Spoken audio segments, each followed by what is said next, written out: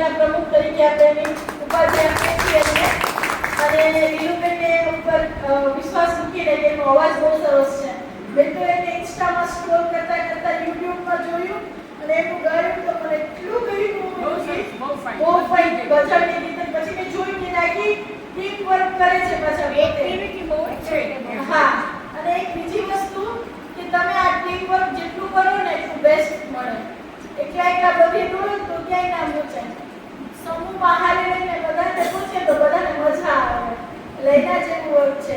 જેટલું તમે સમૂહમાં કરશો ને એટલું સારું થશે. અને હવે એક જ કામ કરવાનું, સનાતનનું જ. સનાતનનું નામ પડે ને એટલે ઉડી જવાનું આપણે. કારણ કે આપણે આપણી સંસ્કૃતિ માટે થઈને જ કાર્ય કરવાનું છે. ભગવાન આપણે તો સરસ મજાનો દેહ આપ્યો છે પંચભૂતમાં.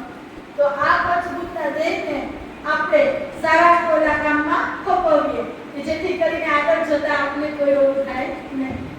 સરસ મજાનું જો આ સંસ્થાનું જે છે એમાં જેટલા છે ને એ બધા આદિ શંકરાચાર્ય છે. આપણી 4 મેઇન પીઠના 4 શંકરાચાર્ય છે અને એવું મનાય છે કે એ શંકરાચાર્ય અત્યારે આપણા શંકરના અંશ તરીકે મનાય છે. ખૂબ જ સરસ બેન, તમે જય શ્રી રામ સીતારામ. બહુ સરસ રીતે આવી અને જોડાઈને આપણે આખી ટીમ બનાવી.